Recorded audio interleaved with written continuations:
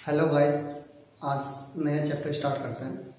हम जानते हैं कि पदार्थ की तीन अवस्थाएं होती हैं।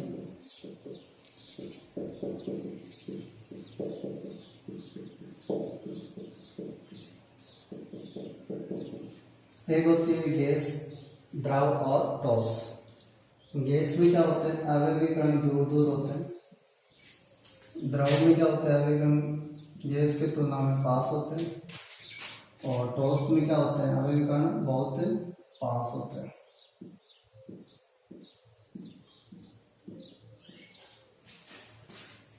पहली अवस्था जिसमें आवेगी कण दूर दूर होते हैं वह गैस अवस्था।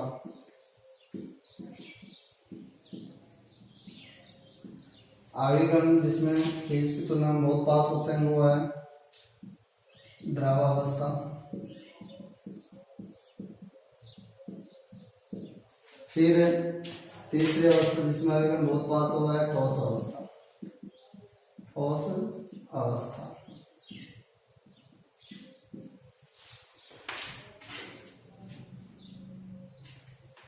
आवेगी कण क्या है? पास नहीं है, तुलनात्मक पास,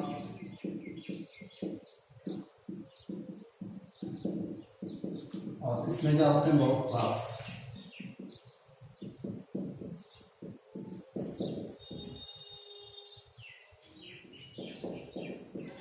ठीक। और हम गैस और तो द्रव अवस्था को तरल अवस्था भी कहते हैं। और तरल अवस्था इसलिए कहते हैं क्योंकि इसमें क्या पाया जाता है? बहने का गुण। बहने के गुण के कारण इन दोनों अवस्था को तरल अवस्था भी कहते हैं। इसमें बहने का गुण नहीं पाया जाता।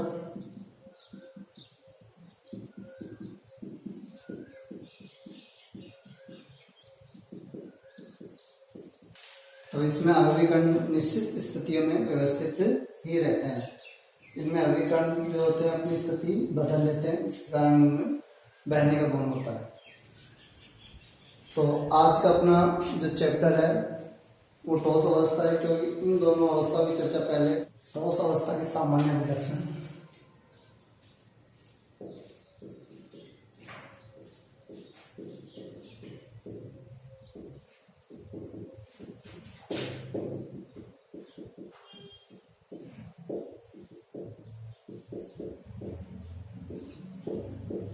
अब देखो ठोस अवस्था में सामान्य अभिलक्षण अभी हमने चर्चा करी थी।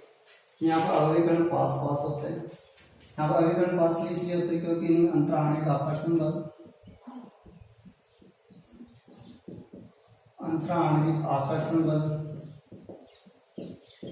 अधिक होता है। और जिसके कारण यहाँ पर अंतराणिक दूरियां कम हो जाती हैं, जिससे इनका आकार निश्चित होता है, द्रव्यमान भी निश्चित होता है और आकृति भी निश्चित होती है। तो पहला आपके पास अभिलक्षण आता है इनका निश्चित द्रव्यमान, आकृति व आकार होता है।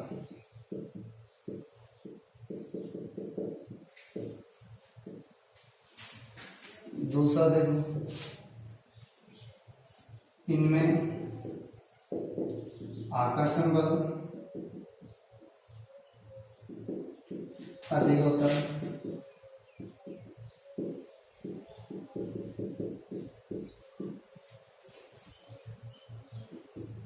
इनमें अंतराणिक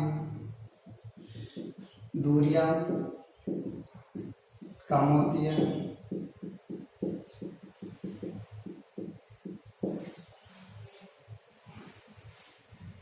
चौथा, इनमें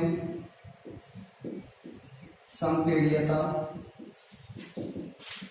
नगण्य होती है, यानी कि इनको दबाया नहीं जा सकता। विसरण की दर भी कम होती है, दूसरे पदार्थ हम आकर मिल नहीं सकते, इनमें विसरण की दर नगण्य होती है।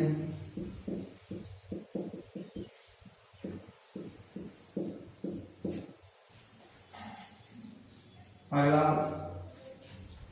इनका घनत्व उच्च होता है, यानी गैसों और द्रव की तुलना में उच्च होता है। फिर देखें, अभी हमने देखा कि जो द्रव और गैस होते हैं उनके जो अभिकरण होते हैं गतिशील होते हैं, स्थिर नहीं होते, यानी कि उनमें बहने गुण पाया जाता है, यानी कि गतिशीलता पाई जाती है।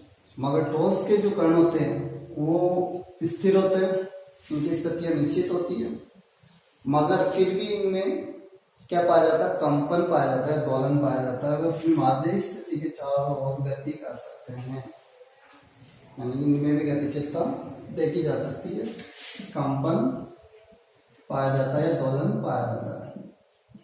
सामान्यतः ठोसों में गतिशीलता नहीं होती जैसे द्रव गैसों में होती है, मगर यहाँ पर एक कंपन जरूर कर सकते हैं, उनमें कंपन वाली गतिशीलता देखी जाती है।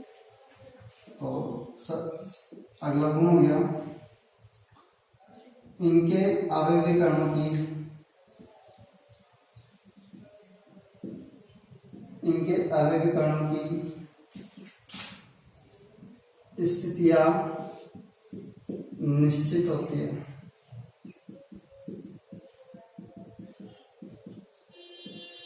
परंतु ये कण अपनी माध्य स्थिति के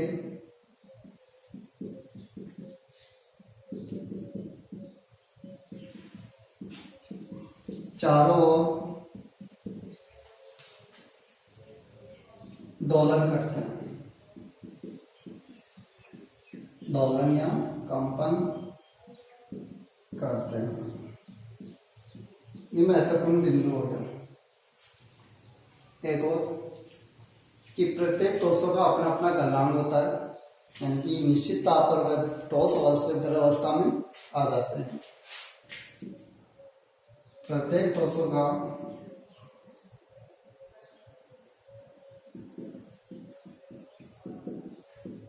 अपना अपना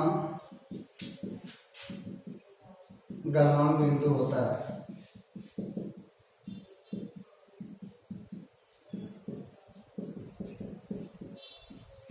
जिस पर वे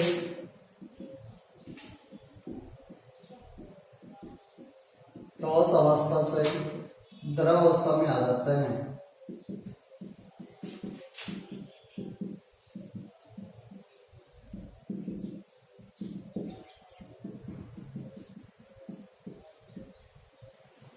यानी कि ताप का प्रभाव भी इन पर देखा जाता है कि ताप के प्रभाव से ये अवस्था बदल जाती है।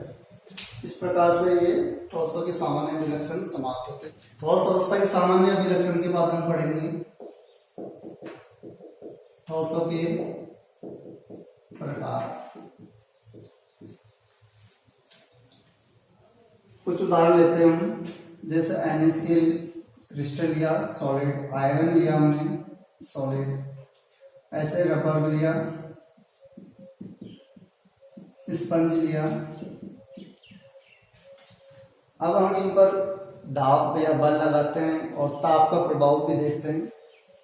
NaCl की क्रिस्टल में जब बल लगाते हैं या निम्न ताप देते हैं तो क्या होगा, इसकी आकृति नहीं बदलेगी। ऐसे आयरन पर भी बल लगाओगे या निम्न ताप दोगे तो आकृति नहीं बदलेगी, मगर रबर बैंड में क्या हो, अगर बल लगाओगे तो आकृति बदल जाएगी। बल लगाते ही दोनों दिशाओं में बल लगाओगे तो आकृति बदल जाती, और यानी कि आकृति बदल गई।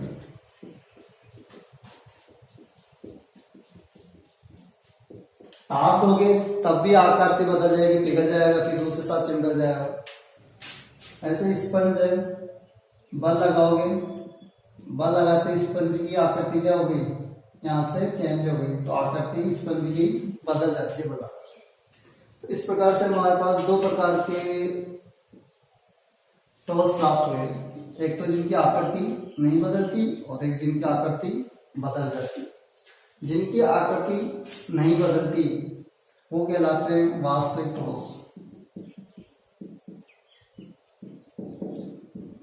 और जिनकी आकृति बदलती रहती है वो कहलाते हैं आभासी टॉस।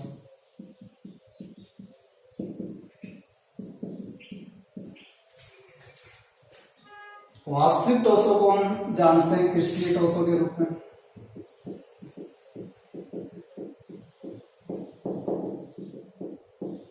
और आभासी टॉसों को जानते हैं अक्रिस्टलीय टॉस के रूप में।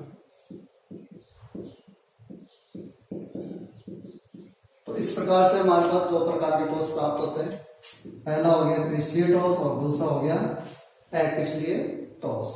क्रिस्टलीय टॉस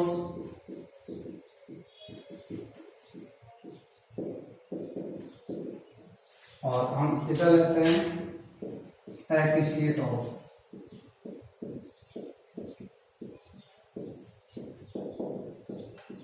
अक्रिस्टलीय टॉसों को हम अमोर्फोस टॉस भी कहते हैं। अमोर्फोस टॉस भी कहते हैं। अमोर्फोस का अर्थ होता है आकृति नहीं, यानी ऐसे टॉस जिनकी आकृति निश्चित नहीं होती, बदलती रहती है, अमोर्फोस टॉस कहलाते हैं। तो हमने पहला गुण देखते हैं आकार पर, तो इनकी आकृति त्रिविम में निश्चित नहीं होती, निश्चित होती है। इनकी आकृति त्रिविम में निश्चित होती है क्रिस्टलीय टॉसों की। अक्रिस्टलीय टॉसों की आकृति त्रिविम में निश्चित नहीं होती।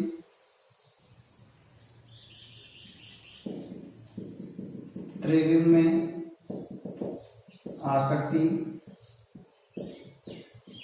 निश्चित नहीं होती।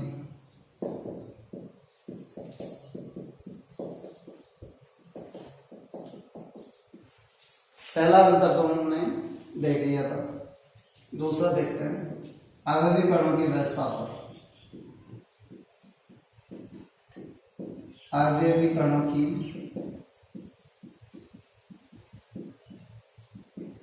व्यवस्था कैसी होती है। हम उदाहरण लेते हैं सिलिकॉन ऑक्साइड का, और एक सिलिकॉन ऑक्साइड 4 ऑक्सीजन परमाणु से घिरा होता है।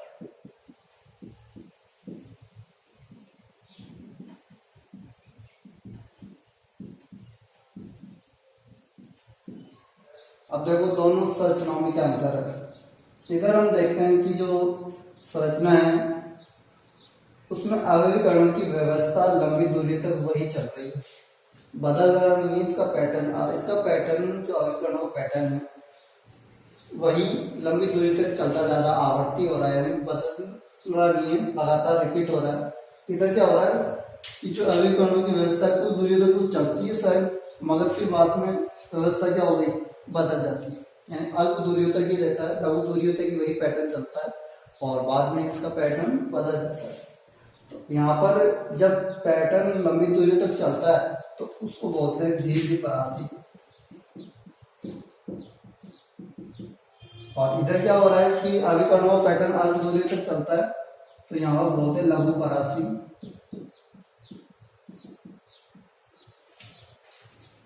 दैशिकता, दैशिकता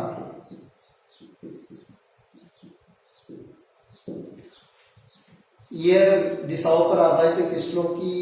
अब जब अलग अलग दिशाओं में देखते हैं तो उनके भौतिक गुणों में परिवर्तन होता है या नहीं होता, वह दैशिकता में देखा जाता है। क्रिस्टलीय टॉसों में अगर हम देखें कि भौतिक गुणधर्म जैसे बात करें,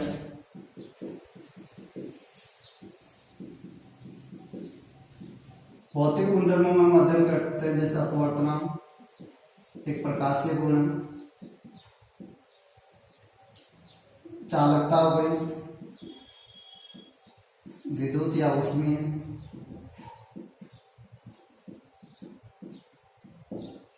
यांत्रिक सामर्थ्यता हो गई,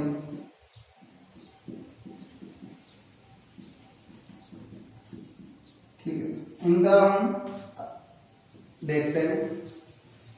अगर हम प्रकाश को ए और बी दिशा में गुजारते हैं, यानी कि हम अध्ययन करें अपवर्तनांक का, कि अपवर्तनांक के मान देखते हैं कि अलग अलग दिशाओं में कैसे प्राप्त होते हैं। तो हमने प्रकाश को गुजारा ए और बी दिशा में, तब हमारे पास इसका मान, अपवर्तनांक का मान प्राप्त हुआ, माना x। ऐसे ही अगर हम अपवर्तनांक को गुजारते इस दिशा में, सी और डी दिशा में, तो यहां पर अपवर्तनांक का मान प्राप्त होता है, ठीक। हमने देखा कि अलग अलग दिशाओं में अपवर्तनांक के मान अलग अलग प्राप्त होते हैं। अगर हमने इधर गुजारे ए और बी दिशा में, अपवर्तनांक का मान प्राप्त होता है x।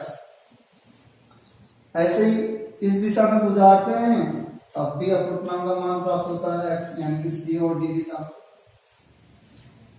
इधर अपवर्तनांक के मान क्या प्राप्त हो रहे हैं? समान। इसलिए टॉसों में हम देखते हैं कि अपवर्तनांक के मान अलग अलग प्राप्त हो रहे हैं। इस गुण को हम कहते हैं विषमदैशिकता।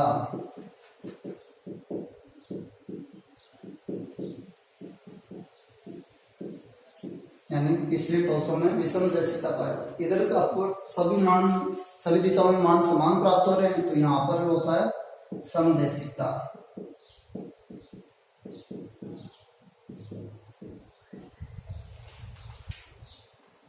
अब देखो इधर मान अलग अलग क्यों प्राप्त हो रहे हैं। अगर हम देखें तो इधर ऑक्सीजन व silicon, oxygen silicon, oxygen silicon, oxygen, यानी कि अलग अलग अवयवीकरण एकांतर क्रम में आ रहे हैं ए और बी दिशा में। सी और डी दिशा में ऑक्सीजन ऑक्सीजन ऑक्सीजन एक ही प्रकार के अवयवीकरण आ रहे हैं। तो अवयवीकरणों की व्यवस्था अलग अलग दिशाओं में अलग अलग होने के कारण यहाँ पर भौतिक गुणधर्मों के मान भी अलग अलग प्राप्त होते हैं। इधर क्या होता है, प्रत्येक दिशा में अवयवीकरणों की व्यवस्था वही रहती है, बदलती नहीं है। इस कारण यहाँ पर समदैशिकता का गुण अपिछले टॉसों में पाया जाता है। करते हैं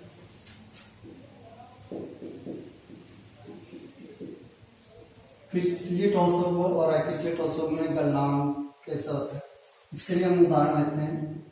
इधर तो हम लेते हैं चीनी और इधर हम लेते हैं नारियल का तेल।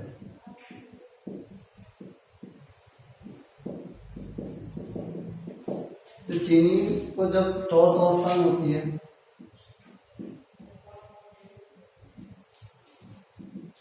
जब इसको गर्म करते हैं 458 केल्विन पर, तो इस ताप पर ये द्रव अवस्था में आ जाती है। इसी प्रकार जब नारियल का तेल को जब ठोस अवस्था में होता है, जब इसको गर्म करते हैं तो 296 केल्विन पर गर्म करते हैं, तो ये अर्ध ठोस अवस्था में आता है पहले।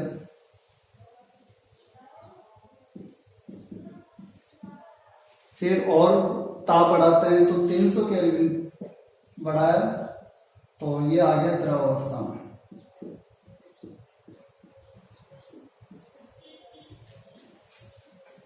इधर हम देखते हैं कि जब ठोस अवस्था को चीनी की 458 केल्विन पर गर्म करते हैं, तो उस निश्चित ताप पर ही वह द्रव अवस्था में आ जाती है, यानी ताप नहीं बदलता, निश्चित रहता है। इधर ठोस से द्रव अवस्था में आता है जब नारियल का तेल, तो उस समय उसका ताप होता है वो लगातार बढ़ता है, 296 केल्विन से 300 केल्विन पे आ जाता है। यानी कि डायरेक्ट ठोस अवस्था से द्रव अवस्था प्राप्त नहीं होती। इस दौरान यानी कि यहाँ पर जो गलनांक होता है वो निश्चित नहीं होता है पिछले टॉसों के लिए। पिछले टॉसों के लिए गलनांक क्या होता है? निश्चित होता है। तो गलनांक क्या आता है यहाँ? निश्चित होता है, निश्चित होता है। और इधर हम क्या कह सकते हैं कि गलनांक अनिश्चित होता है।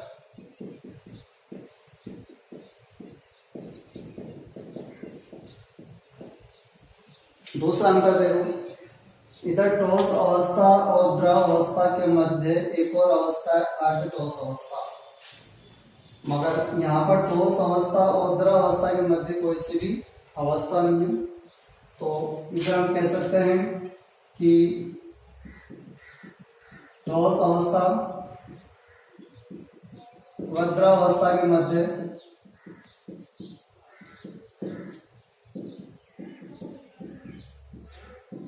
अर्ध ठोस अवस्था नहीं होती।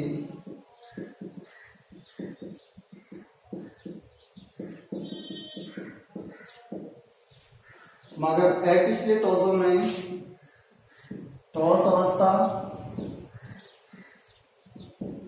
व द्रव अवस्था के मध्य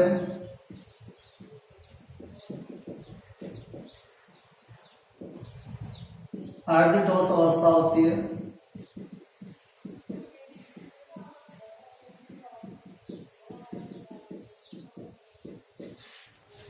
ठीक, और देखो इधर जो गलनांक होता है वो तीक्ष्ण होते हैं, उच्च होते हैं। गलनांक होते हैं तीक्ष्ण होते हैं या उच्च होते हैं। इधर जो गलनांक होते हैं वो कम होते हैं, कम तीक्ष्ण व निम्न होते हैं।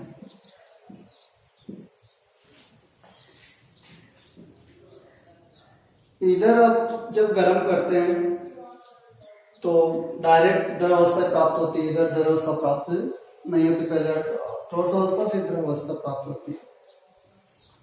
इनको कम ताप पर ही अलग अलग साँचों में डाला सकता है। कम ताप पर ही क्या कर सकते हैं, अलग अलग साँचों में डाला जा सकता है।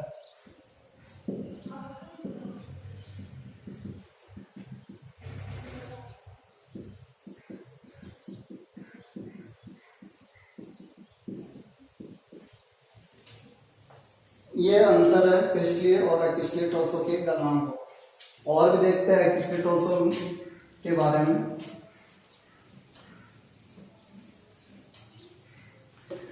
देखो जब अक्रिस्टलीय ठोसों को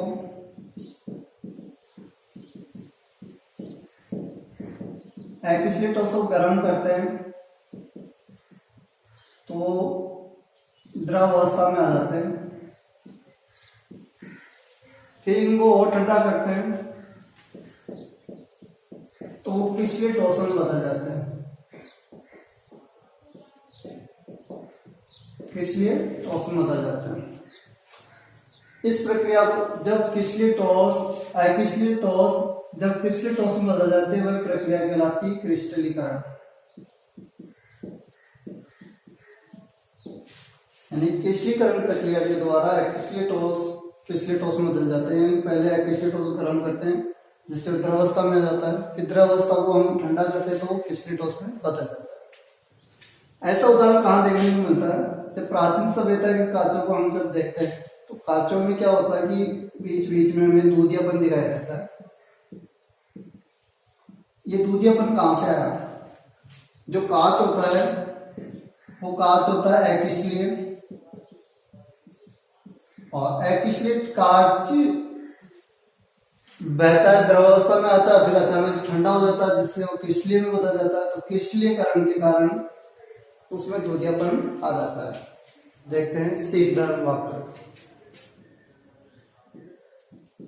शीतलन वक्र, इसमें हम देखते हैं जब द्रवित ठोस को द्रवावस्था में होता है उस समय जब उनको ठंडा करते हैं तो ताप का क्या प्रभाव पड़ता है, ग्राफ के माध्यम से समझते हैं। इधर तो लेते हैं हम ताप, इधर लेते हैं हम समय।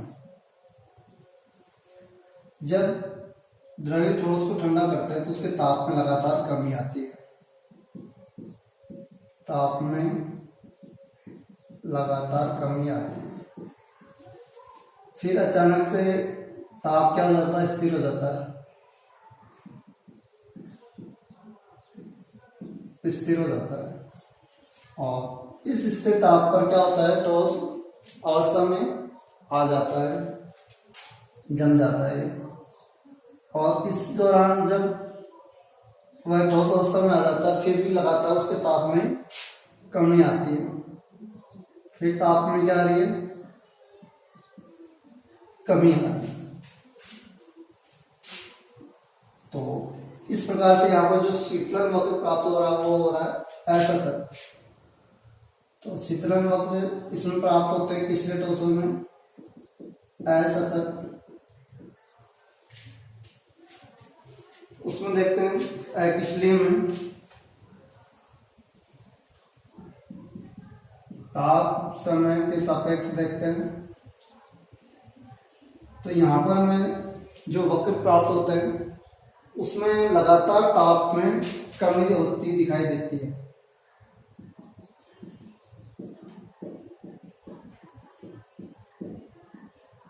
यानी बीच में कोई भी स्थिर बिंदु प्राप्त नहीं होता। जब ठोस द्रव अवस्था से ठोस अवस्था में आता है तो लगातार उसके ताप में कमी आती रहती है। तो यहाँ पर जो शीतलन वक्र होता है वो सतत प्राप्त होता है, सतत वक्र प्राप्त होता है। अब देखते हैं विदलन गुण। विदलन गुण में क्या देखते हैं कि जब हम पिछले ठोसों को तोड़ते हैं तो उनकी सतह किस प्रकार की होती है, और पिछले ठोसों को जब तोड़ते हैं उनकी सतह किस प्रकार की होती है। जब पिछली ठोस को तोड़ते हैं तो पिछले ठोसों की सतह क्या होती है, समतल और सपाट प्राप्त होती है, समतल और सपाट। और इधर अपिछले ठोसों को जब हम तोड़ते हैं तो इनकी सतह खुदरी प्राप्त होती है, समतल नहीं होती।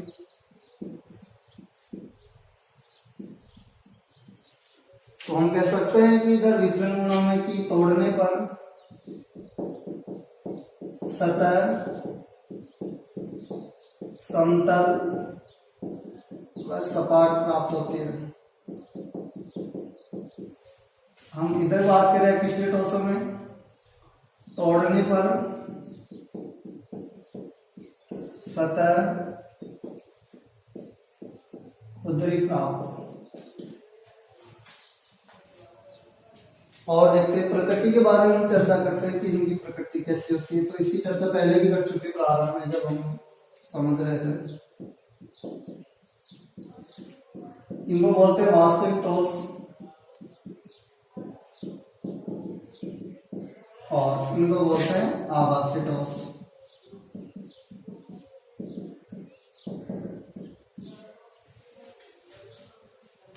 और देखो हम बात करें उदाहरणों की, और सबसे पहले हम क्वार्टर्स की बात करते हैं। सिलिकॉन डाइऑक्साइड हो गया और ये होता है 90% सिलिकॉन डाइऑक्साइड क्वार्टर्स। ऐसे ही NaCl हो गया, सोडियम सल्फेट हो गया, जिंक सल्फाइड हो गया, अन्य धातुओं के लवण हो गए।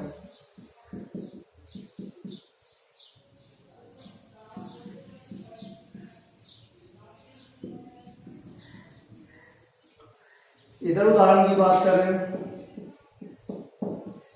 कांच हो गया या क्वार्टर्स कांच भी बोलते हैं। इसका भी सूत्र में होता है सिलिकॉन डाइऑक्साइड, ये 80% के लगभग होता है। दोनों में क्या अंतर है, क्वार्टर्स और कांच में। देखो एक अंदर तो यहाँ पे स्पष्ट हो गया, सिलिकॉन डाइऑक्साइड 90% है, इधर सिलिकॉन डाइऑक्साइड का 80% है। दूसरा अंतर ये कि यहाँ पे संरचना निश्चित होती है जो हम पहले अध्ययन कर चुके हैं, और इसकी संरचना अनिश्चित होती है। इसके अलावा हम उदाहरण देखते हैं बहुलक। जितने बहुलक है वो इसमें आते हैं, जैसे रबर हो गया, प्लास्टिक हो गया, सिलिकॉन भी इसी में आता है। तो इस प्रकार से उदाहरण स्पष्ट हो गए कि किसले ठोस कौन से होता है, किसले ठोस कौन से होता है। एक किसले ठोस की एक बार एक गुण की ओर चर्चा करते हैं। अभी हमने देखा था कि जो गैस और द्रव होती है उनमें बहने का गुण पाया जाता है, मगर जो किसले ठोस होते हैं उनमें भी बहने का गुण पाया जाता है। और यह बहने का गुण होता है मंद प्रवाह से ही बहते हैं, और मंद प्रवाह से बहने के कारण हम लोग बोलते हैं अतिशीतित द्रव। अतिशीति द्रव, हम पढ़ रहे हैं ठोस और आ रहा है द्रव शब्द, यानी कि द्रव इसलिए बोल रहे हैं क्योंकि ये बहता है मन प्रवाह से, इसके कारण इसको क्या बोल रहे हैं, अतिशीति द्रव। तो पिछली ठोस को क्या बोलते हैं, अति सीते द्रव भी बोलते हैं, क्योंकि इनमें मन प्रवाह का गुण पाया जाता है या बहने का गुण पाया जाता है। इस प्रकार से ठोस के जो अंतर थे वो समाप्त होते हैं।